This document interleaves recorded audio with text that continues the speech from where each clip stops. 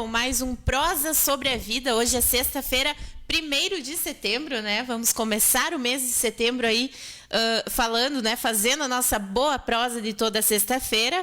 E, psicóloga, nós vamos entrar hoje no assunto, né?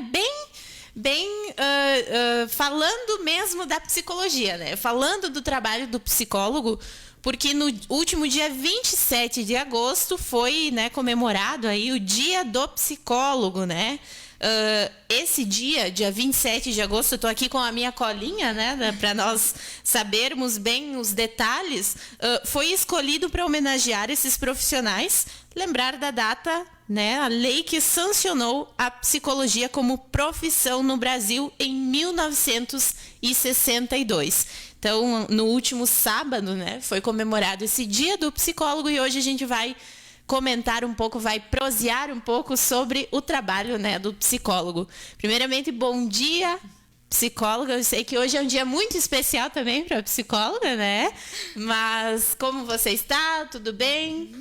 Bom dia, Alexandra. Bom dia àqueles que nos acompanham na rádio, nas plataformas digitais. Hoje, então, vamos conversar um pouco sobre a profissão, assim, né, do psicólogo, o que faz, por onde trabalha. Para a gente começar, a psicóloga Carolina Zanduná, nós vamos com o que trabalha o psicólogo? Alexandra, o psicólogo trabalha com aquilo que é a condição humana, aquilo que é do humano e que é muito característico dele. Trabalha com o sofrimento, com as agonias, com as dúvidas, com as angústias, com as incertezas. Trabalha também com aquilo que há de pior e melhor num ser humano, a capacidade de se transformar, de se revisar, de transformar a sua realidade a partir do seu desejo e do seu trabalho. E nesse sentido, eu gostaria de compartilhar assim, com quem nos acompanha uma pequena frase que é do Násio, e que é uma frase muito interessante para a gente pensar com o que trabalha o psicólogo, seja nas suas diferentes áreas de atuação, na escola, na clínica, nas organizações, com adultos, crianças, adolescentes, idosos, e que me ajuda a entender esta profissão, que é a minha profissão de origem, né? A minha formação em psicologia e também a sequência da minha formação em psicanálise. Hoje eu faço a formação em psicanálise no projeto, que é a Associação Científica de Psicanálise e Humanidades de Passo Fundo. E para a psicanálise, o Násio vai dizer assim, do que a psicanálise se ocupa? E ele nos diz de coisas simples, muito simples, que são também imensamente complexas. Ocupa-se do amor e do ódio, do desejo e da lei, do sofrimento e do prazer, de nossas palavras, de nossos atos, de nossos sonhos e fantasias.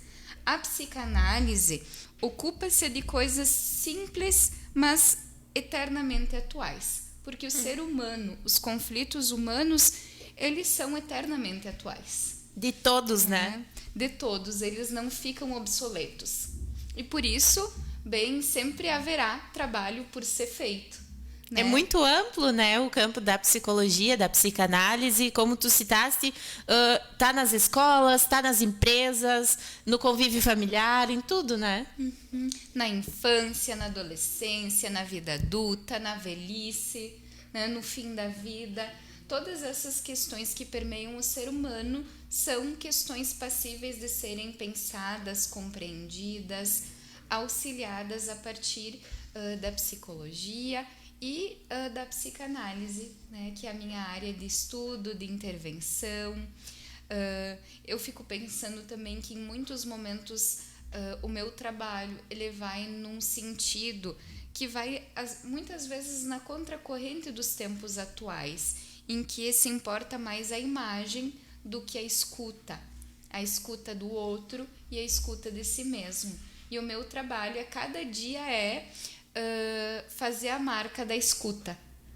E que escuta seria essa? Porque Agora, você falando, psicóloga, me veio realmente na mente, assim, a psicóloga e o paciente, né? E essa função de que a gente imagina, e eu acho que é um senso comum de que o psicólogo só escuta, né? Como se fosse pouco. Como se fosse pouca coisa, né? Mas que escuta é essa?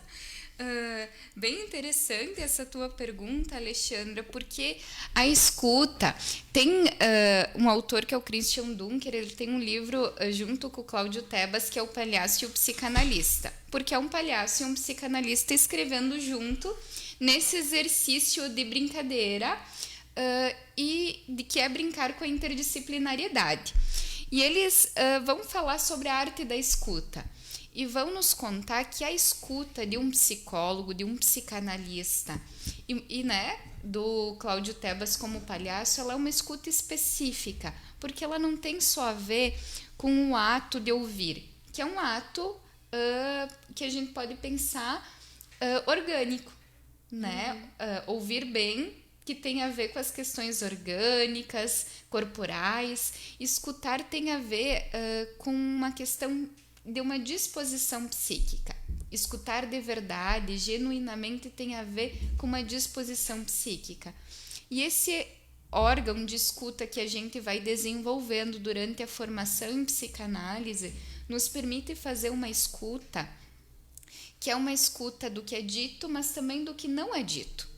Daquilo dos conflitos, do que está subentendido, do que está dito para além do que o paciente muitas vezes desejava nos dizer ou sabia estar nos dizendo.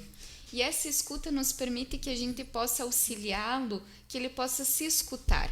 Escutar aquilo que ele sabe de si e escutar aquilo que ele ainda não sabe de si, mas que deseja saber para poder se transformar. E esse trabalho não é um trabalho simples. A gente opera o tempo todo com hipóteses altamente complexas. Não é somente escutar.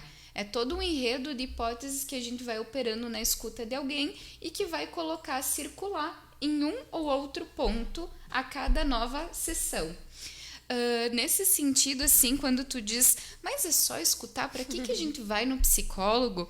O Dunker e o Cláudio Tebas tem um trecho do livro muito interessante que diz assim, vou compartilhar.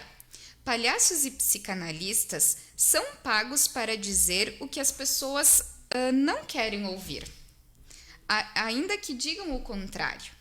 Somos pagos para contrariar os nossos clientes, por dizer aquilo que seus entes queridos por amor, por proximidade, perspectiva ou pena jamais dirão. Aquilo que os seus oponentes e inimigos mais terríveis vivem gritando, mas do qual eles não conseguem extrair um grama de verdade no litro de veneno. Nessa profissão, os outros nos pagam para que nós os façamos trabalhar.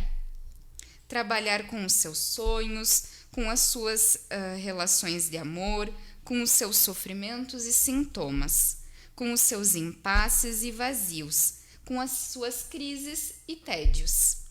Ao final, o que queremos é que nossos pacientes se levem um pouco mais a sério, que sejam um pouco mais implicados em seus desejos e sonhos, em suas palavras, em seu cuidado de si, e que sejam capazes de escutar a si e aos outros, o que traz um benefício generalizado para a vida de alguém. Mas, por outro lado, isso é quase um consenso entre as várias orientações da psicanálise. Queremos também que os nossos pacientes não se levem tão a sério, que sejam como um palhaço, capazes de rir de si mesmos, de aceitar as suas mazelas e vulnerabilidades, de serem menos cruéis com as suas autoexigências e ideais, o que sempre é uma bomba de dispersão genérica da infelicidade. Excelente, né? Muito bom mesmo a citação e explica muito bem, né? Porque essa coisa de que tu citou bem no começo aí, de que o psicólogo ele tem a função de falar o que as pessoas do entorno às vezes não têm, né, como falar. São verdades duras, às vezes, que as pessoas precisam ouvir, né? E que não é todo mundo que está pronto também. Porque, como tu falaste em outros programas, em outras prosas aí, não é todo mundo que está disposto a trabalhar, né? A trabalhar para se melhorar. Não é todo mundo, então, né, que vai procurar e que vai usufruir muito bem desse momento. O Winnicott dizia que uma análise é para quem deseja, necessita e tem coragem. Tem coragem, né? Porque se expõe muito dos problemas e das condições, né, da pessoa, e se faz a pessoa trabalhar em cima disso, né? Para buscar uma melhoria, para buscar uma solução. Quem psicólogo assim poderia buscar, né? Como tu dissesse, quem tem coragem, quem precisa, né? Acho que essa posição do Winnicott é uma posição muito interessante, né? Porque vai colocando a circular, que deve buscar uma análise quem necessita, quem sofre, quem deseja transformar a sua vida, quem está insatisfeito com o seu trabalho, com as suas relações amorosas, com as suas relações afetivas, consigo mesmo, quem tem dúvidas, né? Quem tem sintomas, mas também quem deseja atravessar esse processo e tem coragem para isso, para falar de si e se escutar, né, a partir do trabalho analítico, né? Então, tá aí o convite, né, Alexandra, para que as pessoas possam pensar se desejam, necessitam e têm coragem. E tem coragem, se estão dispostas a trabalhar. Psicóloga, gostaria que tu passasse o teu contato e aonde você atende, qual é o teu público principal? Alexandra, eu trabalho com o humano, seja humano em constituição psíquica, então com bebês, crianças pequenas, crianças grandes, com adolescentes e com adultos, né? Então eu trabalho no edifício Lavoro, no 6º andar, na sala 606, e também um braço do meu trabalho é na equipe integrada da Clínica Semear, que aí é no edifício Temes, próximo ao Fórum. O teu contato? É 54999040458. Ótimo, isso aí. Quem tem coragem, então, né? Quem sente a necessidade pode entrar em contato com a psicóloga Carolina Zandoná. Gostaria de mandar um abraço para todo mundo que está nos acompanhando pelo Facebook. A gente tem os programas ao vivo pelo rádio e pelo Facebook. E lembrando que os nossos prosas sobre a vida, eles também vão para a nossa página do YouTube, né? Então o pessoal pode entrar lá, acessar e acompanhar todos os conteúdos, não só o de hoje, mas das semanas passadas também. Obrigada, psicóloga. Sempre um prazer te receber aqui na Minuano. Para mim também, Alexandra. Até a próxima semana. Até a próxima.